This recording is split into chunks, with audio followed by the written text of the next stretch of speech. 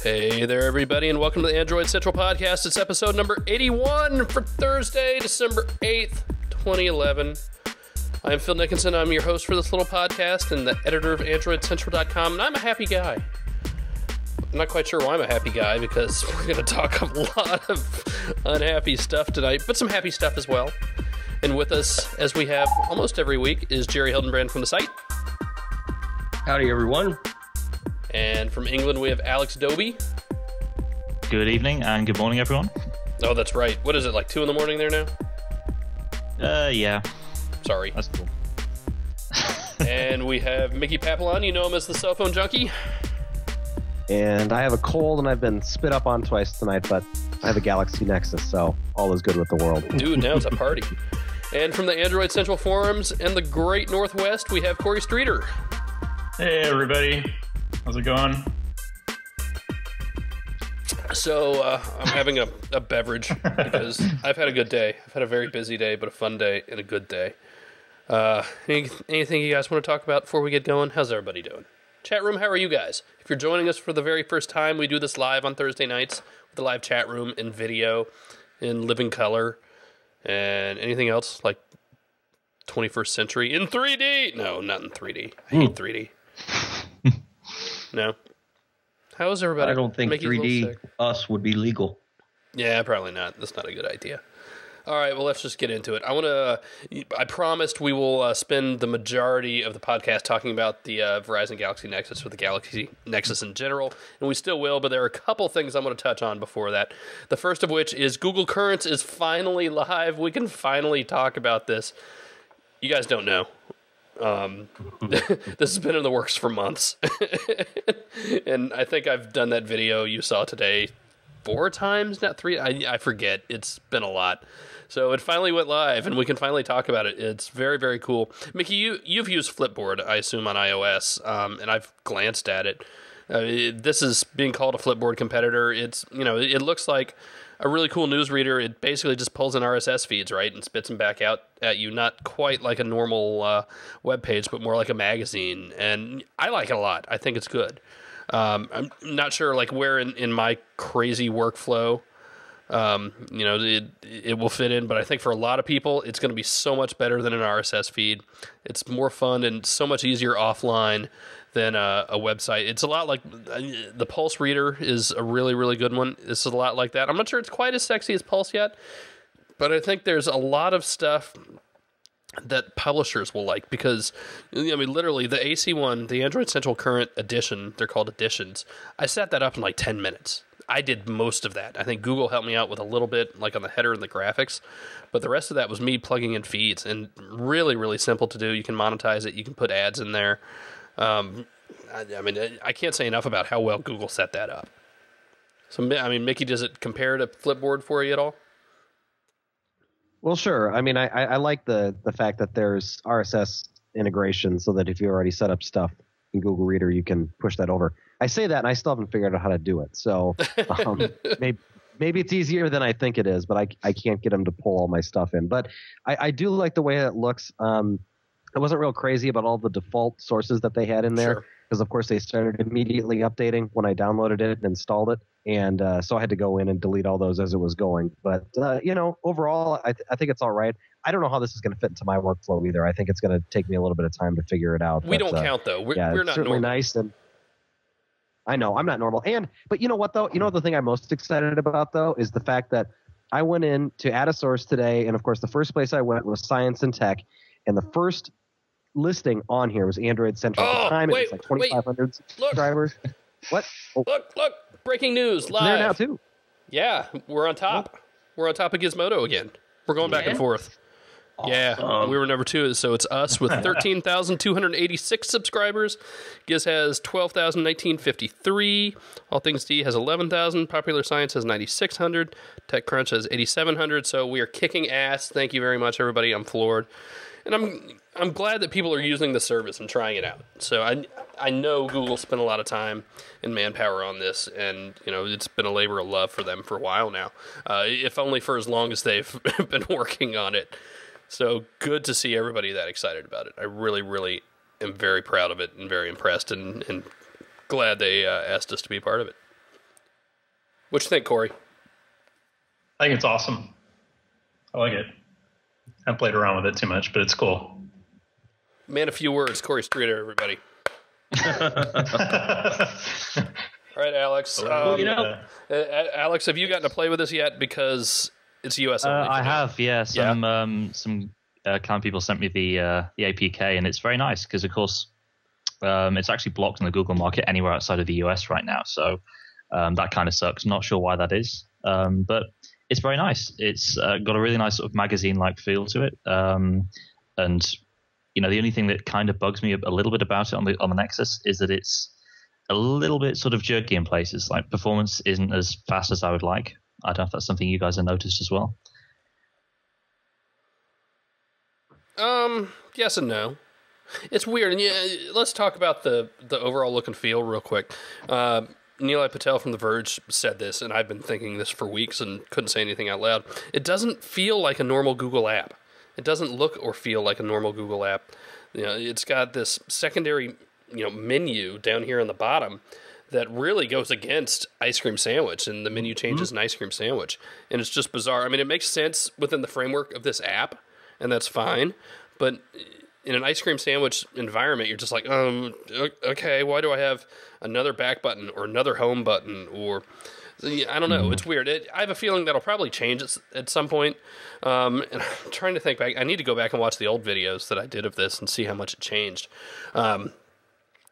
I think I'm willing to bet that'll change. I'm willing to bet you'll get, the ice cream sandwich menu button where it should be and things like that. That's UI stuff they can fix down the road. But it was a little odd at launch, especially for as long as it took. No widget. Actually, as far as I know, no widget. I don't remember anybody mentioning anything. Let me look. I don't know. I mean, other than that, I think the UI is decent. I think there's some more customization we can do within our edition. And I need to go back and see what other people have done, because I'm sure people who, can actually code things have done a great job. Great artists steal, right? Great artists have other people do it. I have no idea.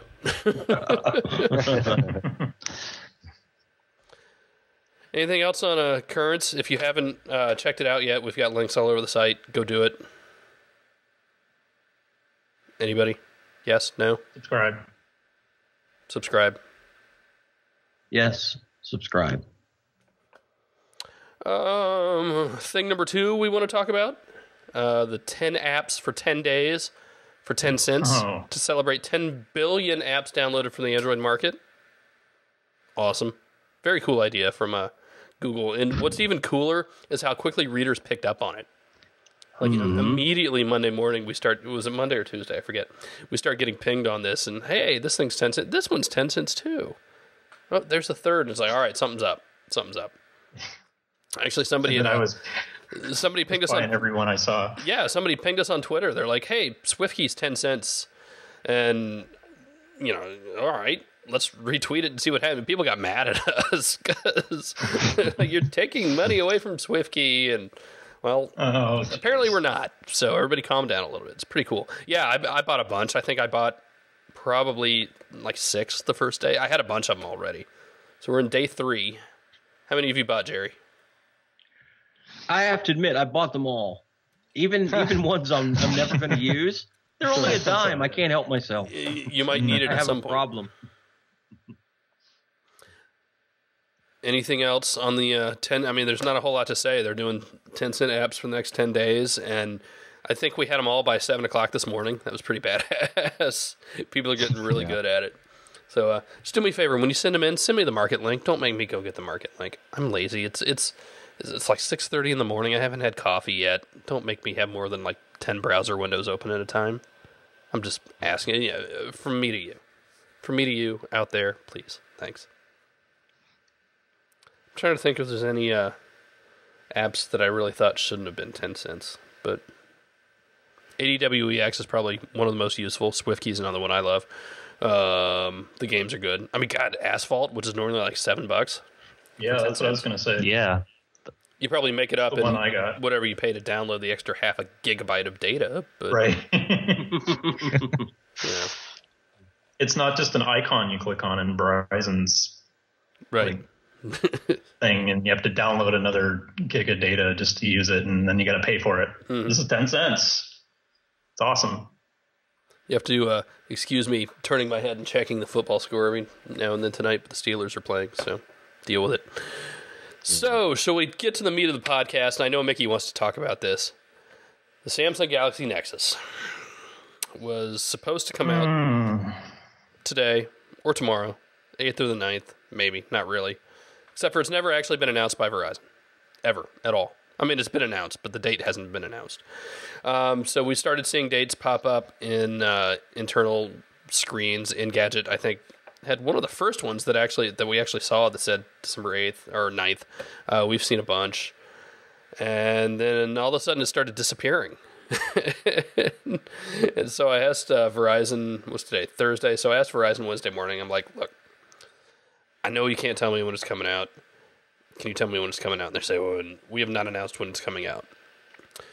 And talking to some good sources I have at Verizon, I was like, look, what's the deal?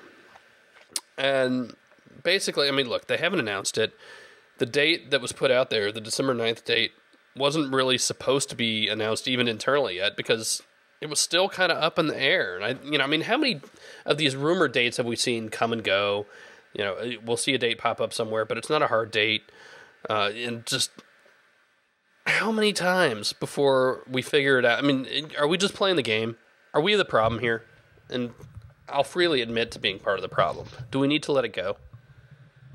No. You're news media, and you have information that people want to hear. And when you get it, you pass it along. And if you didn't do that, then everybody, well, you know, it wouldn't be that entertaining, would it? So, no. He has a point. We tread the line, and I understand that. You know, I'm not... I worry about the context. I worry about the context when we all start posting up every single little piece of anything that anybody sees without context. I think the context is important. I think allowing Verizon to release it properly is important, even if they're taking their sweet, unholy time about it, or at least that's how it feels. But on the other hand, and I mean, let's go back to the Thunderbolt launch, right? Or was it the Droid Charge? I forget which. Both? Yeah, well, both. Do you want the phone now, or do you want it to work when you get it? Do you want the network to work? Well, yeah, both. I'd wait until Christmas, or I'd wait till February. If that thing leaves their house or their stores with some sort of big bug in it, I don't want it.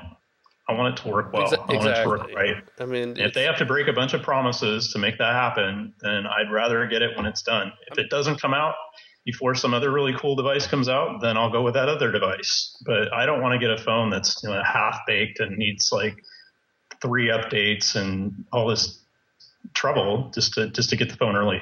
And if that's the reason why they're holding it back, then yeah, I already have the Fascinate. It's fine. It works well for me.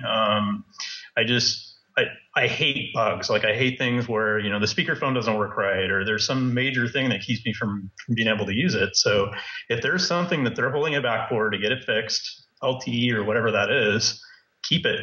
Keep it until you're done. Sorry. I'm really not trying to sound like I'm apologizing for Verizon here, because I think there's a bigger problem, and that's that it's taken so long to get this thing out the door since it's been announced. I mean, obviously, it's been ready for a long time. Jerry, you've pulled apart some leaked builds. How long ago were some of these dates? Beginning of October with release keys ready for release. Right. So, I mean, we've known it's been on the cusp of being released. We know the GSM version's ready. It's been ready. I've got one. Mickey's got one. Alex has one. You know, lots of people in Europe have one. So, I mean, there's a bigger problem there, but I'm so torn on that. I mean, on one hand, you got to give a company the chance to do it right. I mean, you just do. You can't put out a half-assed phone, right? Or something that just doesn't work. You can't do it. But damn, it's time. I know we said this in the Bionic and the Thunderbolt, but damn, it's time. So soon. This one, it looks like they're holding back more for network reasons. I mean, it is in the stores, right? I mean, right. It's ready to ship. It's in the stores ready to sell. But they had this big network problem yesterday, and it seems just a little coincidental they would delay the launch at the same time that network outage is happening. Well, I mean, stores have it. we know this, so. I was strutting around Sunday. I mean, Sunday I said, look, they're going to be in the stores on Monday or Tuesday. You're going to start seeing all these leaked pictures come out. Get ready for it. And sure enough, here they come. And I don't know how many we've gotten today. I haven't posted a single one because we know they're in stores. I mean, what else are we going to give other than, hey, look, oh my God, look at that. There's another story on Twitter right now of more pictures of a phone you can't yet have. I mean, it's not progressing that story anymore. Maybe we'll do just a big roundup post tomorrow. Here's every picture we've received today, but it's in stores. It's coming. It can't come soon enough. I know people are chomping at the bit for this in the States, and I can't wait for everybody to use it. I want to hear from Mickey, because Mickey got a Galaxy Nexus this week. It's a GSM Galaxy Nexus, but I want to hear what Mickey thinks. Mickey, let's start on the hardware. Holy crap, can you believe I bought a Nexus? It's been, a year and a half or something like that?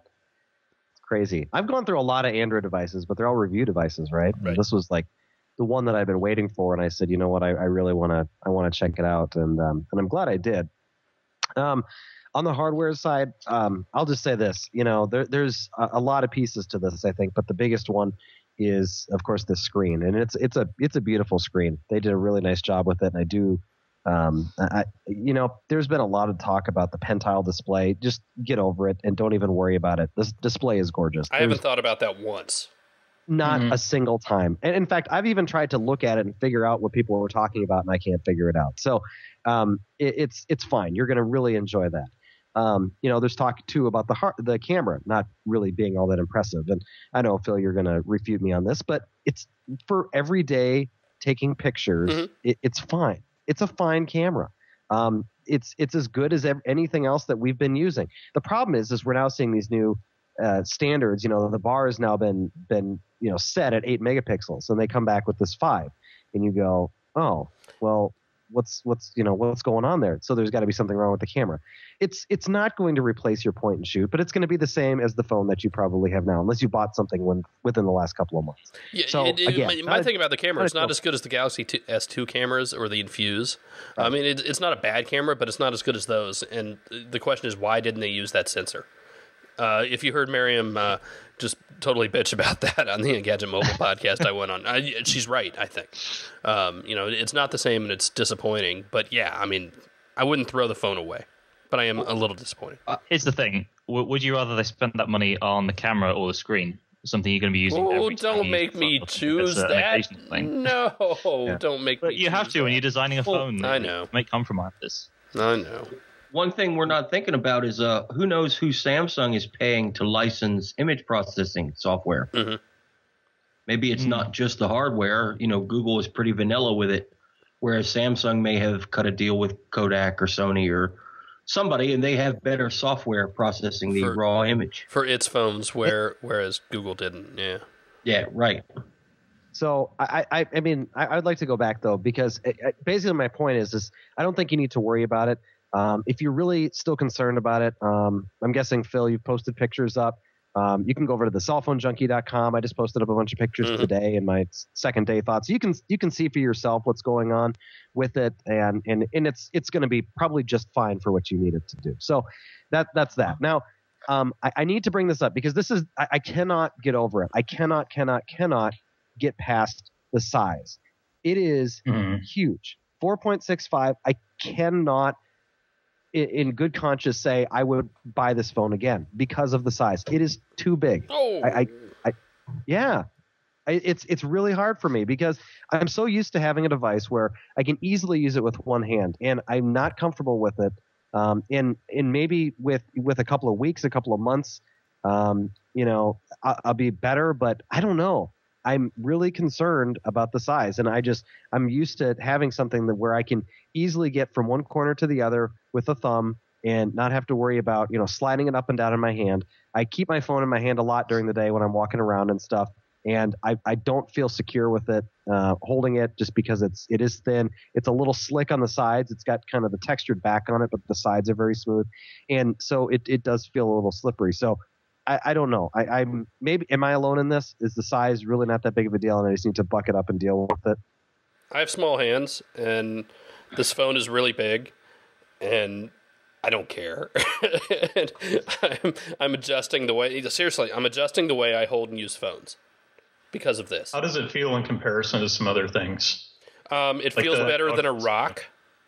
It feels better than a piece of toast against your face. How about more specifically? How about like the Galaxy S2? Do I have one here? I don't have one here. I would say it probably feels different because of the shape. You can definitely tell the curve a little more than I thought you would. Alex, back me up here. Yeah, maybe. I don't really notice the curve at all. What are you talking about? What curve? It's curved. Well, the screen's curved. How are you feeling that? That's on the front. I can feel it. Don't question. I can feel it. I've become one with this phone, Mickey. Totally. Yeah.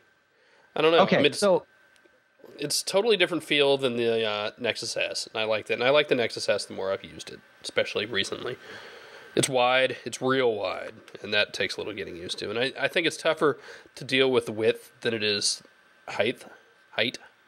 But no, I mean, I have had to adjust how I hold and use the phone. It's been doesn't that bother you? Isn't that a problem? I mean, don't you want your phone to be like this? Not to be cliche about it, but like how Windows Phone talks about it. You get in, you do some stuff, and then it needs to be easy to use and accessible. And now it's like, well, number one, the face unlock is, well, that's quite silly. But once you can finally make your way into the phone, you get to it and you're like, okay, so I need my other hand. And then if I'm holding a bag or doing something else, it's more cumbersome. And I don't want to sound overly negative, which I totally realize I am, but it is a big deal. Just because if you're used to something that's smaller, it's going to take some time to figure this out. And the way that I can really sum this up is you have to think about this device a lot like an SUV. The size is nice for certain tasks, but overall it's total overkill for everyday use. I have had to tell my daughter a couple times, I'm sorry, Mia, I can't pick you up. I have my phone in the other hand. And you know what? She's just going to have to get used to it. No, this actually is why I have been telling people, and I don't know why I still have this plugged in, but I do. The Nexus S with ice cream sandwich is awesome. I have a feeling you will be perfectly happy with this if you can't afford a Galaxy Nexus because of the outrageous prices and problems we have getting the damn thing, and B, just it's a better size. I think it's a better feel in the hand. It's more rounded. It's not just as abnormally huge. The menu buttons, I'm still not sold on the menu button thing. I'm still not sold on the soft buttons. Unless they do something other than disappear, then, what's the point? Unless they're going to be changing them every 6 months. What's really the point of having these software? And I'd like to hear, a Matias Duarte answer on that, because these are fine. These have a purpose. You know what it is. It's, probably less development, and probably not a lot of development to do something with the soft buttons, but I would recommend the Nexus S with ice cream sandwich to anyone right now. You can get it for what, $300-$400? You can get it. You can get it in GSM unlocked. I mean, that's important stuff. I would just can't get it on Verizon. And right. Our forum developers are working on a little surprise for everybody. Really? So yes, for both 3G and 4G Nexus S, and it's not going to come out until it's perfect, and it's almost there. I've been witnessing a nerdasm in the Hangouts this week, all week long, over these guys. You've been working. Hang on, it's not going to be released until it's perfect. I want it now. Well, you're going to get it because we need other people to make sure it's perfect. Well, I'm a guinea pig. But it's not going to be one of these hacky, janky, funky things. Well, that's why we're taking our time with it. Why do we allow hackers to put stuff out when it's ready, and we don't allow Verizon to? Oh, trust me, you'll like it. I'm sure I will, but I'm asking the question. These guys we're up until 1 a.m. I fall asleep. They're watching, or I'm watching them. They're just like totally geeking out creating this thing. And it's all right, I'm excited. excited. Well, damn it, why don't I have it yet? I'm tired of waiting now. I'm back on that side of the fence. I got to tell you though, I'm with you. I'm actually with both you and Mickey. The size to me is really important. Having that huge phone in your hand and not being able to Like even the Fascinated, it's 4 inches, and it's actually about perfect for me. But when I had the Galaxy S2, it was just too much. Like I could not hold it in one hand and actually do what I wanted to do, like type and things like that. So that is kind of a turn off to me as well. And I did put ICS on the Fascinate last night, and I'm not too hot about the buttons either. Like I want them to go away. Cover them up. they're there all the time. Why bother putting them on the screen if they're just going to be there? I mean, right. when do you not see them? With a movie, right? Yeah, with the movie, I was watching the Eric Schmidt thing on YouTube late last night, which looks beautiful on the Galaxy Nexus, by the way. If you have a proper stream, it's just But yeah, I mean, I can get away from that. Mickey, quickly before we start getting into everybody's questions, because we absolutely need to answer those. Ice cream sandwich, how do you feel? Well, I think it's good. I wasn't totally blown away by it. I don't know why. I guess I had built this up in my mind. You know how you do that? Mm-hmm. You're like, oh, this is going to be great, because I love the Nexus S. I had a review unit from Sprint, and I didn't want to send that one back because I thought that was a great device. And so I really was excited to see it, and to get it. And really that was one of the reasons that pushed me over too, is because I wanted to have the ice cream sandwich on here, and didn't want to have it from one of the manufacturers. You know what I'm saying? Anyway, but again, it's not blowing me away. I do think it's nice. I like the consistency of it. The only thing I'll say is it's really, you have to think about it this way. If you're coming from gingerbread, you're going to be just probably right at home. There's a few things that you're going to have to learn here and there. But if you're coming from something that's older, or if you're coming from a different device like an iPhone or something like that, I think it's going to take a little while to get used to. I mean, it's not exactly intuitive, right? You know what I'm saying with that? I think Eric Lynn, who works for HTC, he used to be, he actually used to be a blogger.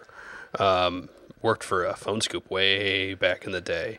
And now he used to do PR for HTC, and now he's behind closed doors doing things he can't tell us about. But really, really good guy, and absolutely trust his opinion. I'm trying to pull up what he said on Twitter today. Tried ice cream sandwich. I have to say it's by far the best looking version of Android, but is no less confusing to use than gingerbread or honeycomb. And I think that's a fair assessment, because all in all, the way you do things hasn't changed. It's been refined a lot. I love the way folders are done. That's totally changed my my home screen experience. I only use like one home screen now. It's a little ridiculous. But yeah, there are still the things that are buried under layers and menus that hasn't really changed, and I think it might have actually gotten worse with getting rid of the menu button. That was not a good thing at all. Yeah, I mean, the overall way that Android works has not changed, I think, from the UI metaphor. Jerry, do you agree with that? Yeah, I mean, the more settings you add, the more complicated the software is going to get. Mm-hmm. That's just the facts of life. And it's not so hard that people can't figure it out. There's going to be a learning curve if you're new to Android, but if you're not new to Android, there's really not going to be one. What you said that you quoted Eric Lynn, I think that puts it perfectly. I would never go against the man. I mean, I might, but only over beers.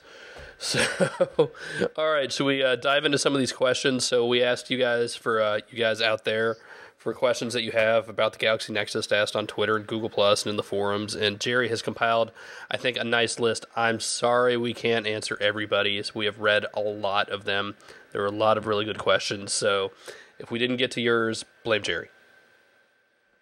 That's right. Always blame me. So who wants to go first? Everybody have them up? You ready? I'll go first. Vance McAllister on Google Plus asked, one of the problems I have with my Android phones, the OG Droid and the Thunderbolt, is that with multiple audio apps, the remote on my headphone gets confused, and there seems to be no rhyme or reason as to which it chooses to control. I have to use a third-party app to manage this. Does Ice Cream Sandwich solve this problem? That is a very good question. No. It doesn't hear, no. My Bluetooth, it's the same thing, yeah. I tell you, I still don't use Bluetooth. It's just, I don't know if it's the problem with the stack on the phone or the speaker I used. You guys have seen that big, I forget who makes it. I should totally pimp them because I love that speaker. But I just plug the damn thing in because sometimes it stays connected on Bluetooth. Sometimes it shuts itself off. So you know what? Stick the phone there, plug it in. I don't have to worry about walking away with it in my pocket. Bluetooth is just not quite there for me. Some things it is. Like when I'm in the car, my speakerphone in the car works great. Some things it doesn't. I don't know. Well, it's not just Android either. It's Bluetooth. No. Yeah. It's totally Windows Phone. I had the same problem. Not Windows Phone, Windows Mobile. Back in the day. Now, that's a world away for Bluetooth time. But Alex, why don't you kick off the next one? Norrid says, have you found a way to set separate volumes for ringtones and notifications? The options for this setting was in Gingerbread. To unlink the volumes doesn't seem to be there, or I can't find it. Anytime you change the notification volume using apps like Sound Manager or Audio Guru, it also changes the system ringer volumes. Have you found any solutions? And I've looked at this, and there doesn't seem to be anything that I can see that they both seem to be tied to the same volume level right now. So yeah, I mean, if you see my phone here, here's the bad thing, right? It's not a good sign when you go to the sound settings menu, and it says volumes setting, not just volume, but volumes, plural. So yes, you still have 3 of music, video games, and other media, ringtone and notifications, or alarms. I get having a different alarm volume, I guess. But they need to just tie it to 1. It's ridiculous. I can't keep track, and I don't want to keep track. Just, make it 1. I'll deal with that. If I need it on, I'll leave it on. If I want it off, I'll turn it off. That's what I think. What do I know?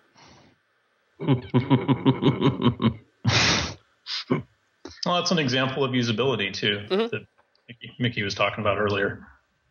It's the way they want to do it, but...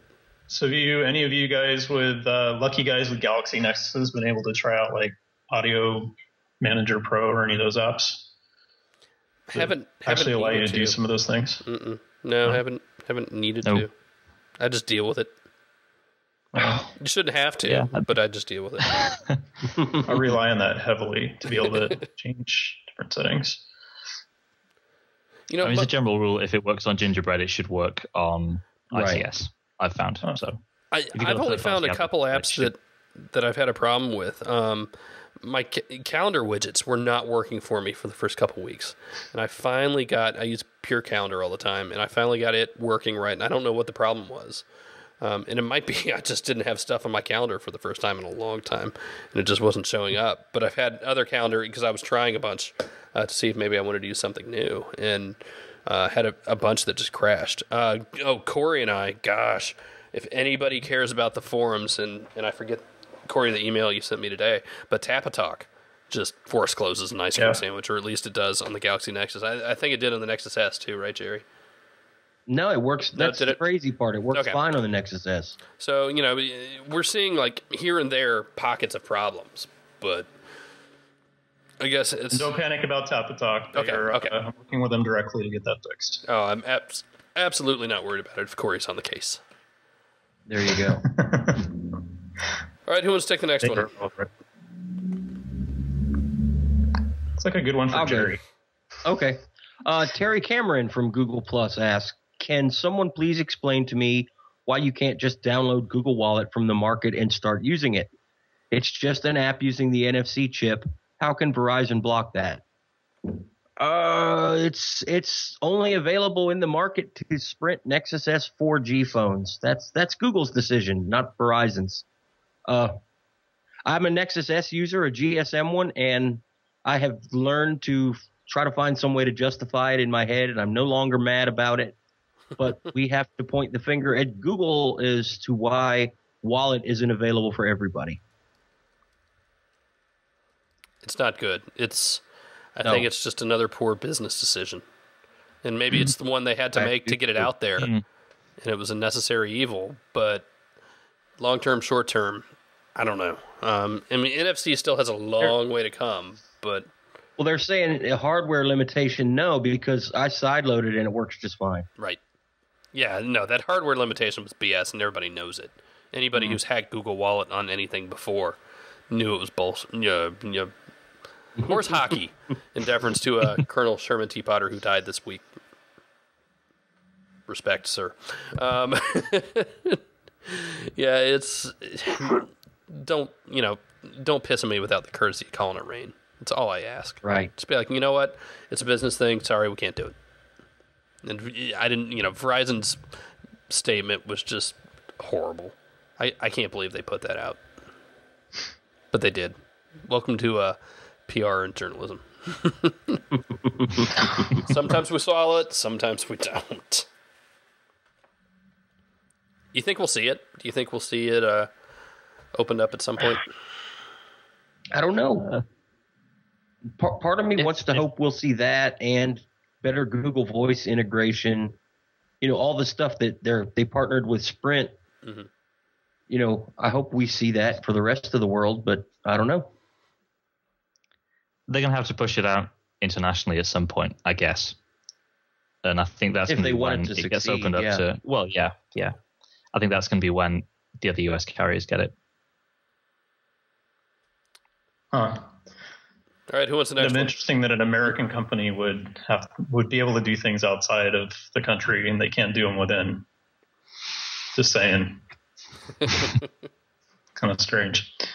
I'll take the next one. Jason Small asks, I've been updating the bloatware on my Thunderbolt since I got the phone, even though I don't use those apps. Assuming all my apps will download when I sign into the Nexus with my Gmail account, can I prevent the bloatware from showing up on the Nexus by uninstalling these updates now? Well, you will not see those applications when you get your Galaxy Nexus because they won't be there. All those apps that are on the Thunderbolt, what is it, BitBop and Blockbuster and all those other apps are not going to be on the Galaxy Nexus. So you don't have to worry about I've got mine here. I tell you what they are, but it died again. I think what he's getting at is that if you got these pre-installed apps and then you update them, right, then they will show up on a new phone. I've had that before. Have you? So that's what you need to do. You need to uninstall them before you get your Nexus, and they shouldn't reappear. Like Bing?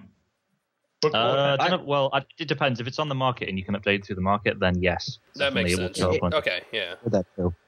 A little interesting story about that.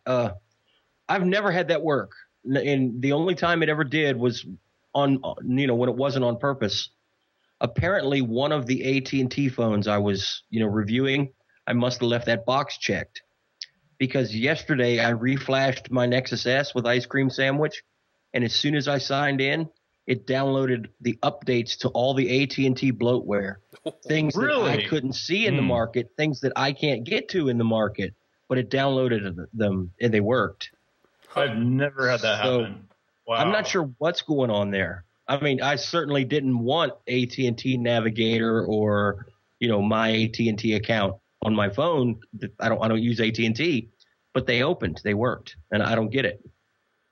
Well, I stand corrected. I've never had that happen, and I've gone through a lot of phones. I've never seen that. I always leave mine unchecked because of that same reason. So do I. Yeah. We've got so many phones that come through here, so. That majorly sucks. So what should the answer be? Uninstall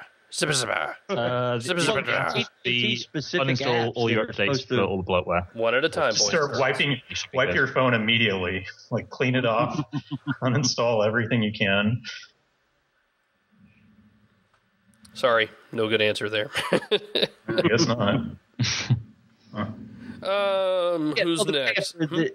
You'll be able to uninstall them. If it happens, it's just a one-click uninstall. You're not stuck with them. Here's a good time to talk about bloatware on the Verizon Galaxy Nexus. And I don't like that we're calling these two applications that are on it, and which arguably I think are actually useful applications on a Verizon phone.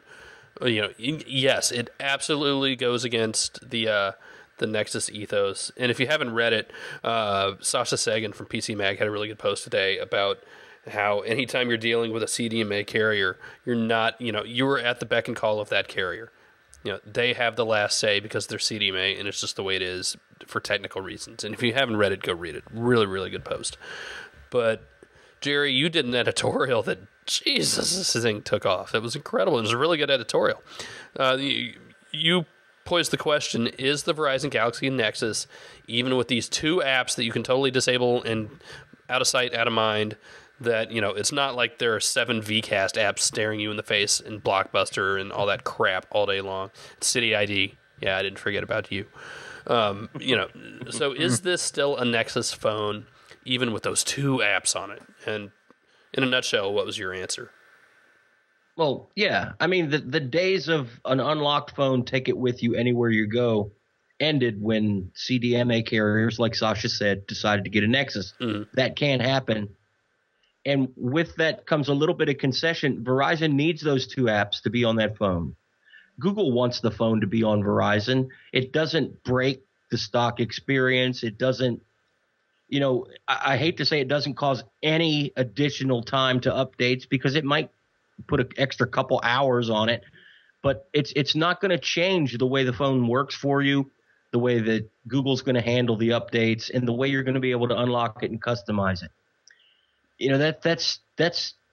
It's a Nexus, and it's going to be a damn good phone. And I hope everybody that wants one runs out and gets one. Bingo. Eventually. Sometime. Not yet. Not tomorrow. Maybe tomorrow. No reason why it couldn't go on sale tomorrow that I know of. It's just an app that presents how many minutes it used and how much data it used. It's not like... That's useful. That is a good thing to know. Yeah. That is absolutely something every carrier should do. Is I talked to somebody from Verizon, and all Android phones to run on Verizon are required to have those 2 apps. That's a good thing. That's just the way it goes. I was actually playing with the little data usage app that's in the settings here. I can't wait to see how well it works. Like when we go to Spain for Mobile World Congress and see how close it is. Right now it's saying I've used, where is it? December 1 through 8, so no. So I've used about 217 megabytes since I've had this phone. Not a whole lot. I'm on Wi-Fi. It's pretty close. I was traveling all day yesterday, and so I had the opportunity to actually check it out, and I used about 189 megs. And when I logged in and actually looked at it this morning, it said 193. Or logged in, meaning turn it on, and I looked and said 193, and I was like, well, it's close. And then I thought, wait a second, what would have happened here? And then I realized that I had the SIM in another device before I put it in here, and then I went, oh yeah, that's right, I used 4 megs on that other one. So I mean, it was within a megabyte, and that was after. Can you believe we're bitching about a carrier adding an app that actually adds transparency to the process? That's so backwards. It's so wrong. Oh, there's that one, and there's Backup Assistant. That one I'm not quite on board with as much. No, but here's why. I understand the intent, right? The intent is to reduce support calls and costs and all that, all the people coming back, but and saying their phone is screwed up, or how do I put contacts from my dumb phone onto my smartphone or whatever? But it runs as a service on the phone, and that's what bugs me. It's not something that you can turn on or off. It's on whether you want to use it or not. Because it has to watch your contacts. What's that? It has to watch your contacts for changes. It doesn't need to do anything. You have Gmail, you have all sorts of options, and they're all available to you. We don't need this additional option that Verizon forces onto their phone. That to me is bloatware. I can't turn it off. It's always there, even though I'm not using it. Can you turn it off on the Nexus? Didn't we establish that you can? It's just like any app, you can just go and hit disable in the app settings. Yes. Well, yep. So the first thing I do when I boot up my phone and when it wants me to set up the account for Backup Assistant is I skip it, right? I don't do it. But if you go into the services on my phone, it's still running. It's still sitting there running all the time. Even though I never turned it on, configured it, it's still a service. It's running in the background. Even when you go to sleep, it's still running. It's still looking at you. It's still there. Yeah. I close the curtains and it's watching. But Corey, the alternative is if your mom takes her LG Roomer into the Verizon store and buys a new Nexus and brings it home to you, you get to type all her contacts letter by letter in on the web so they sync with Gmail. And I'm not doing it for her this time. She's got to do it herself. Do not bring my mom into this. I just was using that as an example. Anybody's mom, my mom. I don't know if the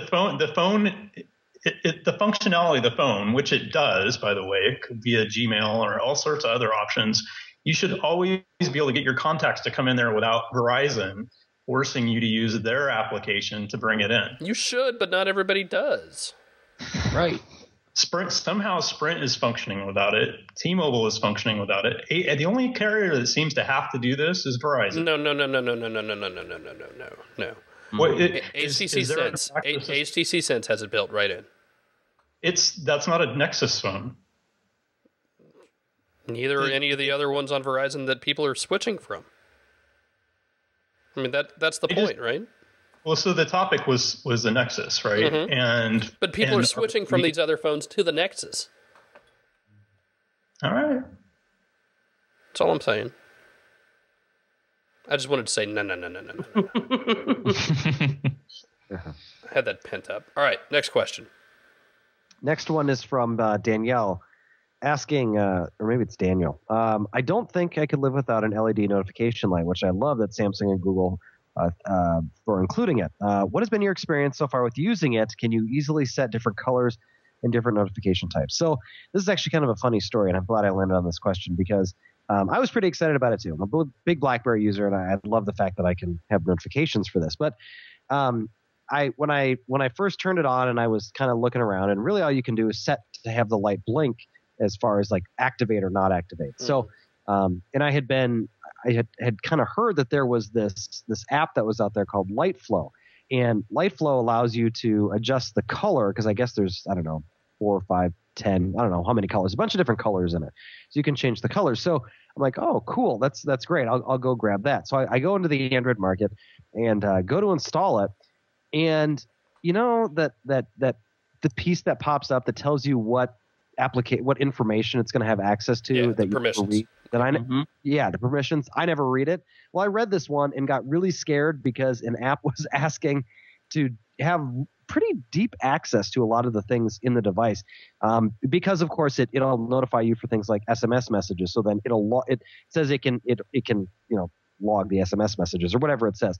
And I got kind of weirded out by it, so I didn't install it. So I haven't tried anything else other than what's just defaulted on there, and maybe it's just me being paranoid of it. But I was not a fan of hearing that, and all that stuff. And maybe correct me if I'm wrong, but I should be wary of apps that want to have that much access when all they're doing is flashing a light. No, I mean, it makes sense, right? A flashing light that affects how many different parts of this operating system has to have access to all those different parts of the operating system. That makes sense.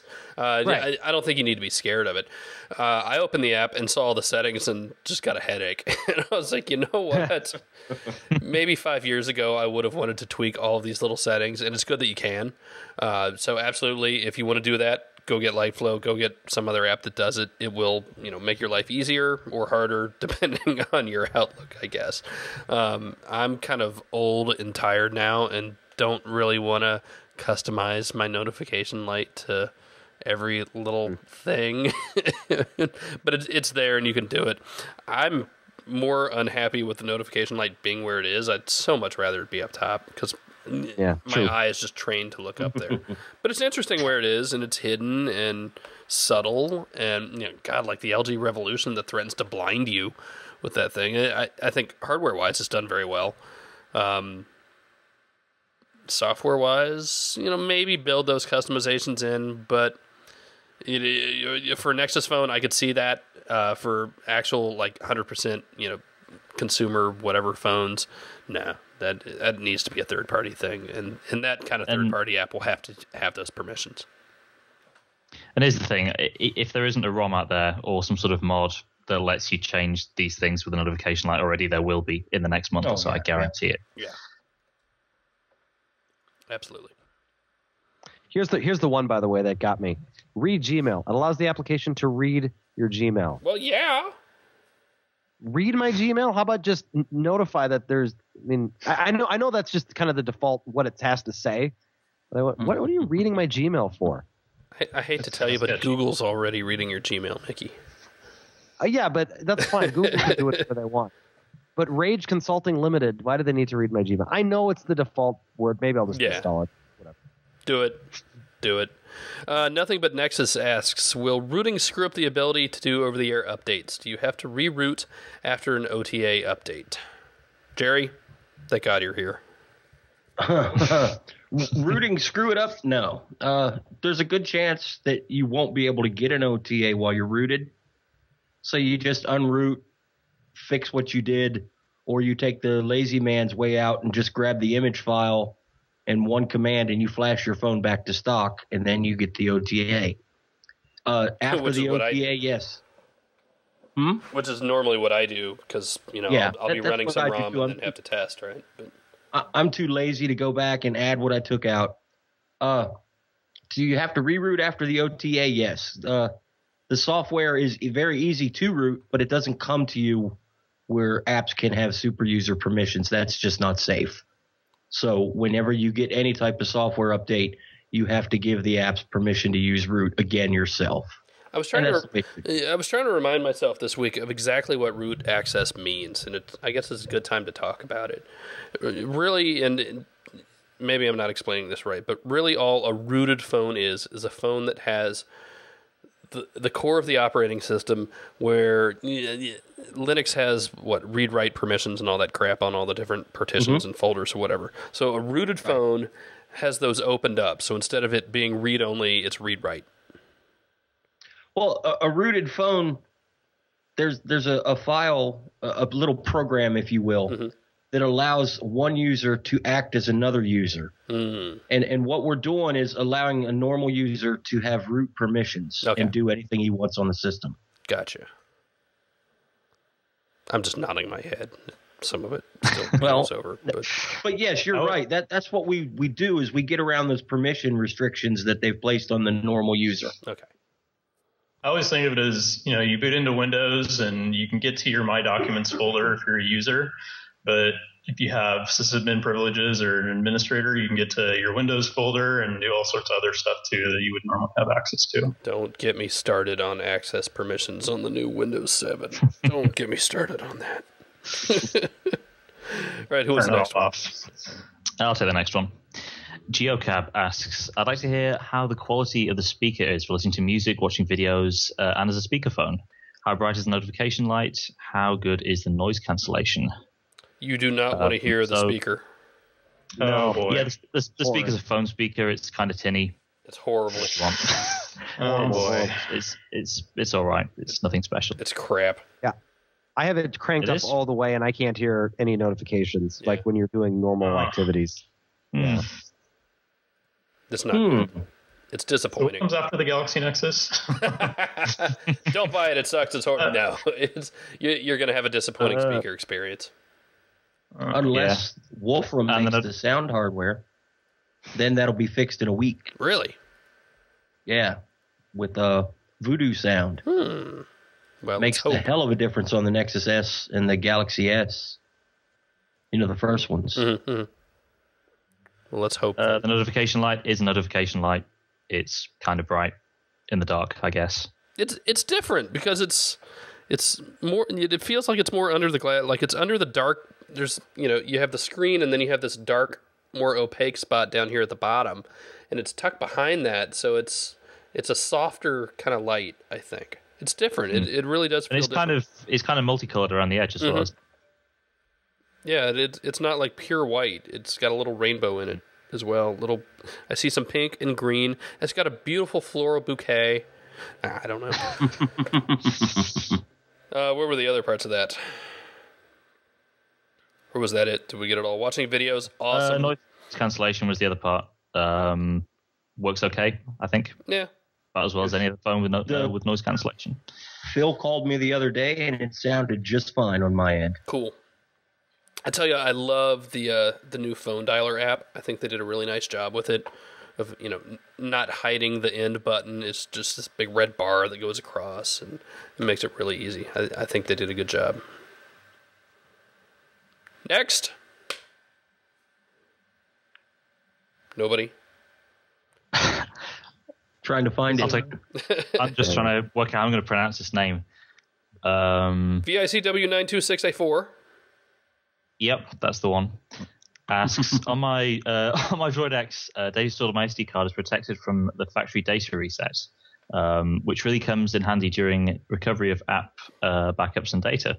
On the Galaxy Nexus, is there any area in the internal memory separately partitioned to emulate the SD card? Will everything in the internal memory be obliterated with a factory data reset? The answer, I think, is that it will be obliterated because everything is just one big partition now because of the way storage is set up. And that's a Galaxy Nexus thing, not an ICS thing. Do it. So, factory reset right now, Alex. Do it. I have Come done on, it. take one for the team. I kind of had to do it when I OEM unlocked, so that just nukes everything anyway. That's true. Huh. So does it show up when you plug it in? Does it show up as a USB drive or? No, it's kind of difficult to tell in Windows, but it just shows up as a media player device, so it's kind of subtly different. It's not technically a drive, but you can use it in just mostly the same way as a drive. Yeah, Jerry did a good post explaining that. It's not enough to do. I still don't totally get it, but I still don't totally have to because I open it up, I can put files on it. Right? That's the really good thing is you can open it up and put files on it, and at the same time go in and do command line work. So you don't have to unmount the file system or whatever. And that's, not that I'm some big hacker doing a whole bunch of that, but even the little bit I do, and when I'm really lazy and want to reboot the phone, I will plug it in and type ADB reboot. USB mass storage, you have to mount an entire partition. Right. Yeah, and that means annoying. that the phone doesn't have access to it. This way, we'll get used to it. I'm not so convinced on it yet, but I'll be happy to give it a try. Hint. For slightly less nerdy Phil, not a problem. I haven't noticed. Next. Who is this? This is Weblos. Says, I'd like to know the size of the screen with the soft keys displayed. Also, can the soft keys be resized in order to view more of the beautiful screen? Thanks. So the answer to the latter is no. No. The answer to the first part of that is... Think of it like a 4.3 inch screen. I forget exactly how many pixels. Yeah. It's like, no, it's more than 80 something. 54. It was 54, I think. No, that was the Motorola ones. It was someone crunched the numbers, and it was the actual part of the screen that you can see is pretty much the same as a 4.3. Yeah. Do you still have Elixir there, Phil? Remember, we fired it up, and something added up to 54 pixels missing for a resolution somewhere. Right, that's right. That was the menu keys. I just counted it. I did a screenshot and opened up Photoshop and cropped it. But yeah, it's essentially a 4.3 inch device. Screen at that point. Just about the actual buttons, there are quite a few really cool mods that Paul O'Brien from Motoco has done that add extra stuff along the menu bar. So if you want a search button, there's a mod that'll put that there. If you want the menu key on the other side, they'll do that as well. Why are people hiding the search bar up top? I don't understand that. Because then it's just wasted space. Yeah. Yeah. I don't get that at all. I think it's good to have annoying that it's on every screen, though, isn't it? What's that? It's annoying that it's on every screen, though, isn't it? Yeah. Well, on every home screen. I was trying to turn it off last night. It's like, get this off here. Doesn't bother me at all. I think that's a good addition if you don't have a search button. That makes sense to me. I think for me too is like when I flashed this last night, I'm just not used to a lot of things, and I'm used to gingerbread. I'm actually more used to Fro, unfortunately, because it's fascinating. But overall, I think it's really nice. I just think it's going to take a while to get used to things. If you've been using Android for a while, I think there's quite a few differences in there. All right, I'm cropping another screenshot here because I can. So was it 1270, 1164? That's what I got now. Give or take a pixel, probably. So that's 90. That's about 90 pixels, whatever the math is. I don't do math. So not the end of the world, by any means. Who's next? David Cox 6 asks, question I have is the same for every ROM I've tried on my Thunderbolt. Does this dialer support landscape mode? Such a small feature, but very important if you use the phone in a car dock. Yes, I know there are third-party dialers and other interfaces such as Sense do it. The whole idea of going with an AOSP phone is to have the pure, clean Google experience. All I'm asking is that someone with a review unit or GSM version, please turn your phone sideways and try the dialer. All right, you ready? Here we go. Look at the screen. Gotta do it live. Now, this is not in the car mode, and I don't have the car dock yet. Is there a way to force car mode, Jerry, without... I mean, is there like a command? I'm sure there's a way. I don't know it. I love this dialer. I really do. I like it a lot. It's kind of weird that there is no landscape. I'm pretty sure that Beezy from the forums, who's been doing 99% of the work for the Nexus S and S4G, he's got the launcher and dialer to rotate. You know, to be landscape and portrait. So I'll have to get with him. And if that's true, I'll put it on the blog when we're slow on the weekend. If that's true, I'll put pictures up there for everybody. Oh, damn it. I got more breaking Google Currents news. Sort of. Uh-oh. Eric Zeman from Phone Scoop just emailed me and says, I was going to congratulate you guys on beating out All Things D for the top spot there. But then he sends me a screenshot, and it's a little glitchy. So it says Android Central, 13,286 subscribers, which I think was the same number we had earlier. All Things D, 13,077. Only by our name, it has the CNET logo. Oh, damn it. No, I saw that earlier on my phone, too. So I figured it's just a little glitch. Anyway, a little fun. I have to check. All right, we got... I have Android Central's logo. Okay. We got 3 questions left. Let's do them. Who wants Auburn Girl? Okay. Auburn Girl asks, how easy is rooting the Nexus, and what is the real impact of rooting the Nexus? I'm pretty sure I know this as I've rooted other devices, but I want clarification as to how it works on a Nexus. Is it as simple as one click? I really need wireless tether, but maybe not at the cost of Netflix. So will Google Movies and Netflix continue to lock out on rooted devices? Does this impact updates from Google? And how hard is it to get Google Wallet on the phone? And do you have to be rooted only? Questions. The number 4, how hard is it to get Google Wallet on the phone? Not hard at all. Yes, you have to be rooted. It's just a file you'll flash, and it puts the couple files you need in the right place, and everything works. How does this impact updates from Google? It's like we talked about before. You may not be able to update if your phone is rooted, even if it's completely stock. But there's very easy ways to fix that, and they don't take long at all. And Phil will tell you, he does them all the time. I do it all the time. It's not hard. I really need wireless tether, but not at the cost of Netflix. Netflix still works on rooted devices. Google Music does not, but Netflix still works. So if you want wireless tether, you're going to lose Google Movies. And I'm not even going to get into that can of worms. Well, but hang on. We're talking about the Verizon version, right? Or are we? I mean, is that going to be locked down? I mean, I've got wireless tether on this GSM one, obviously. No, I think she means the wireless tether for Root app. Oh, well, I mean... Oh, I know what you're saying. Yeah. Like, why would you need that? Because you've got a Nexus phone. And it's not going to be unlocked on Verizon. I wouldn't think so. Yeah. You're going to need just, root, just I'm sure. One thing about Google Wallet, Jerry, that you need to be rooted to put it on there. Would you be able to flash it on using that crazy method that we came up with for getting the OTA on there? Yes. Without rooting? Yes, you could flash it on with a little temporary trick. Oh. Yeah. Well, I'm going to go do that then. Yep. And then as far as the method, is it as simple as one click? No, because the preparation. If you want to go through the process, unload or unlock the bootloader using the tools that Google gives you, you have to install the Android SDK. And, some people just have a lot of problems with that. It's a lot easier than it used to be, though. Yes. So much easier than it used to be. Right. Once you get it installed, it's just 3 different commands that you'll type. That's it. And, you can even copy and paste them.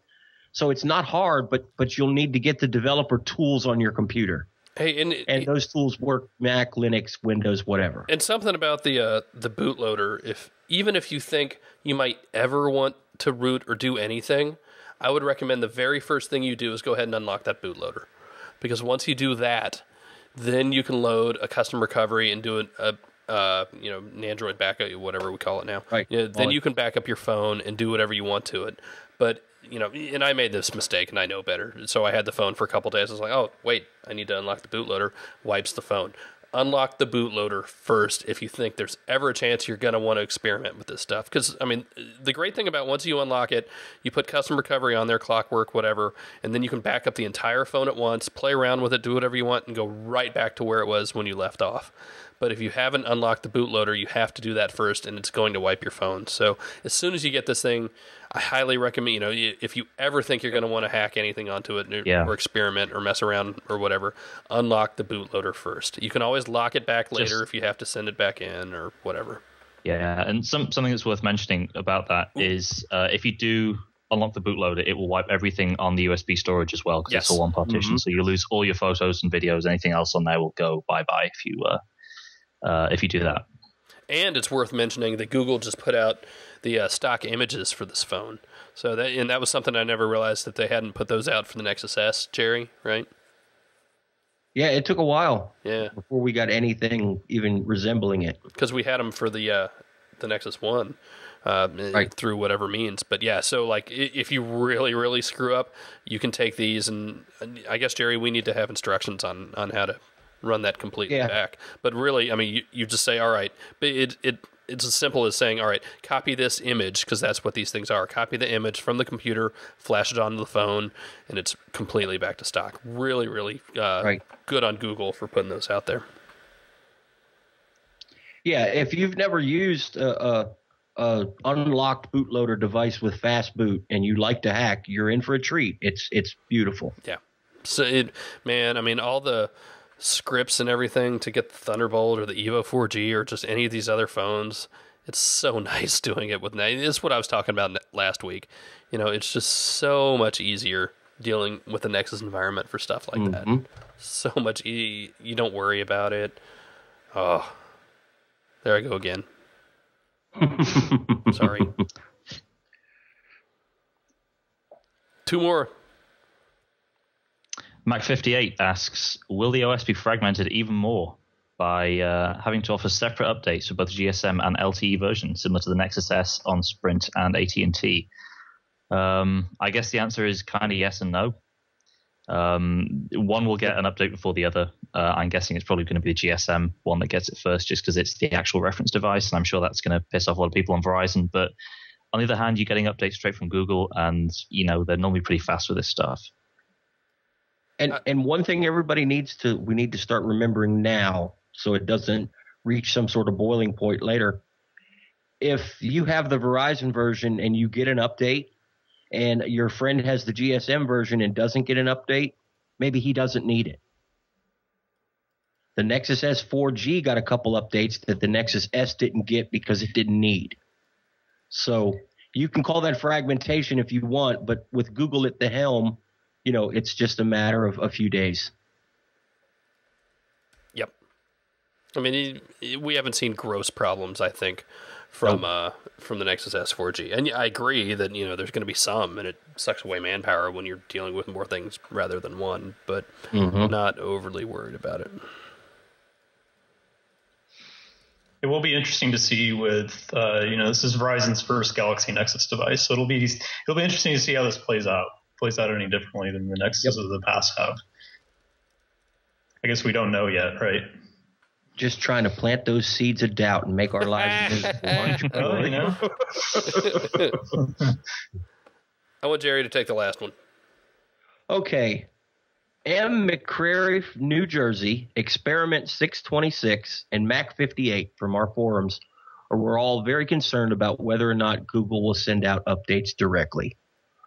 Let's talk about that, because Google writes all the software. Google and Samsung work together, make sure all the hardware is working correctly, and then the carriers step in. I have an unlocked AWS band Nexus S.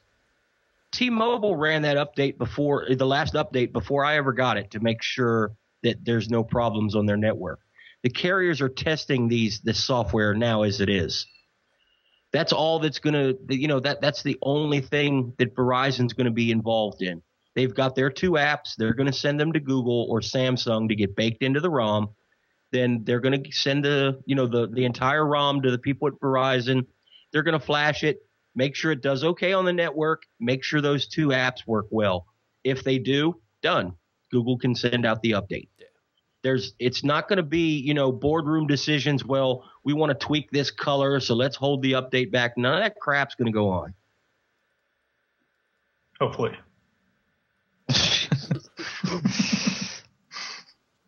But I'm not concerned. I mean, realistically, you may have to wait a week for an update. Or in a worst case scenario, look, the 3.2 update for the Zoom.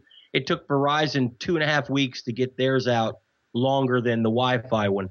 Well, Corey has a Fascinate. Ask that man what it's like waiting for updates from a carrier and an OEM, and then compare that to 2 weeks, and then stop worrying about it. Yeah, if I sound bitter, it's because I have some experience here. That's all. Yep. I think that's going to do it. Those are some really, really good questions. Thank you to everybody for sending them in. If you have more, go into the forums. A lot of really, really, really good people in there. I've been spending more time in there lately than I probably should, or that Corey wants me to, because when I start laying down the law in there, it's not good. Man, it's been nuts in there. People are out of control. I don't like telling people to calm down on the forums. That's not my place. But geez, people, calm down on the forums. Don't make me go get Corey. That's what it comes down to. I'm gonna go tell mom and dad. We don't want that to happen. No. So before we just woken up in the sort of close up on the Nexus stuff, do you want to take a vote on whether it'll be on Verizon next week, by this time next week? I think by this time next week, probably. Because I'm going to say no. No? Just because I'm always wrong. We had heard a December 22 date, and again, I kind of hate talking dates at this point because it's a sucker's bet, and anybody can throw out dates and talk about them. But I have a really good source, and I mentioned a December 22nd date once, and the source is like, no, like something would have to be seriously wrong because that was never even in the cards to go that late. So take that however you want. That would be a really weird date. Yeah. Right before Christmas. Yeah, that would be crazy. Exactly. I think next week, because the week after people will be on vacation left and right. Yep. From Verizon, and they should be. Here's how I think we're going to treat all this date stuff until it happens. If it's going to have to be something pretty damn rock solid for us to publish it. Now, we've been putting stuff in the forums still. I got some Costco stuff. And so I put that in the forums yesterday, and whatever. I think it said do not release before the 14th. So troublemaker. Yeah, no. So I don't mind putting stuff like that in the forums. I think it's good. I think people should see. I think it's good. I think people should see it. We're not going to do a blog post on every single one because there's so much other good news out there that we don't have to chase our tails all day long. So that's how I see it. That being said, if you work at Verizon and have like a big poster that says coming December 14th, feel free to take a picture of it and send it to me. Put a little Lloyd next to it. That'll make it even better. Yeah, there you go. So hang in there. I think I still owe one Galaxy Nexus to Corey and one to somebody else, and maybe we'll even scrap up some money to do another one. We'll see. So hang in there. Jerry. Oh, hey, Jerry, by the way, somebody just asked in the chat room. Jerry's got the Transformer Prime. Give me a 30-second. Oh, my God. Sweet. Oh, my God. That's sweet.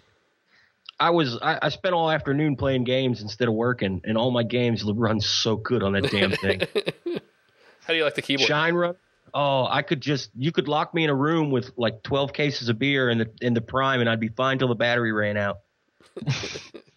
Nice. That, I think, is going to do it. Mickey, up for wrapping it up, or you need one of us too?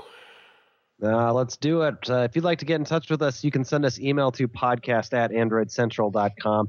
Or leave us a voicemail at 888-468-6158. Type in extension 222 to leave your voicemail there for us. You can also follow all of us on Google. What is it called? I can't even remember it now. I almost said Google Voice. Come on, Mickey. Google Plus. Or on Twitter, twitter.com/Android Central. Phil is at Phil Nickinson. I am at TCPJ_Mickey. Jerry is at GB Hill. Corey is at C Streeter, and you can follow all of the writers over at Android Central. The entire site, and of course this show, brought to you by the Android Central store, found at store.androidcentral.com. You can place your orders by giving us a call at 888-468-6158. Cool. Galaxy Nexus is coming on Verizon. Oh, let me just say this about that. If you are concerned about it only being on Verizon forever, and I know we talked about this before, and I know I said, a couple months probably wouldn't surprise me. It might be time to back away from that a little bit. I'll just leave it at that. So, you might see them elsewhere sooner rather than I initially thought. I'm not giving any times because I don't know times. I honestly just do not know. But I have a feeling that maybe we'll probably see it sooner rather than later after this whole debacle. So we might see it on another network before we even see it on Verizon. I'm not going to go that far. But and remember, from the beginning I've said that I think it'll be out. There will be an AT&T one. There will probably most likely be a Sprint one. Renee just said C-Spire in the chat room. You know what? That wouldn't surprise me at all either, because they've been doing, hell, they got the iPhone now. That would be really cool to see. Yep. To see the regionals. Boost Mobile, not quite sure I'm gonna go that far yet, but T-Mobile. I mean, yeah, like how we keep talking about Verizon like it's going to be the only carrier with the Galaxy Nexus, and I just do not believe that's going to be true. And I think it'll probably be sooner rather than I don't think it's going to be March. Let me put it that way. And again, I don't have a date. I absolutely do not have any sort of timeline, but I don't think it's going to be for. So, do you reckon it'll be GSM LTE? If that's the case, if it's AT&T, that's a really good question. No idea. I tell you, it's I've gone from using Thunderbolt all the time back to just a HSPA or HSPA Plus or whatever device, and battery life. It's like, oh god, I don't have to worry about it anymore. No, that's garbage. Send it to me and go back to your Thunderbolt. just do it. Can't make me. I'm not gonna do it. Sorry. You got to put that phone down one day, Nicholson. I'm I sorry. think it would You're be breaking so up, Jerry. Didn't awesome hear you. if they announce that device tomorrow. I think it'd be just freaking awesome. What? Because everybody thinks it's delayed now. The Verizon one? Yeah. Yeah, they might. They could well do it. Someone will be able to buy one tomorrow. I don't know where or when it will be, but someone will accidentally get hold of one. We'll see even more. Well, we've got a fellow in our chat room. His nickname is Deadly. His handle. He sent me some pictures. I'll forward them on to Phil. He's got one. He got his today. So yeah, we'll do a big gallery maybe for tomorrow or the weekend. I hate to tell people to pester your, wireless carrier employees, but it's worth a shot to see if anybody likes to sell you. Might as well. I mean, worst thing they're going to say is no. Yep. Those poor people. All right, that's going to do it. I think really, really good podcast. That's probably one of the better ones we've had in a long time. Corey, Mickey, Jerry, Alex, thank you. Chat room, thank you guys.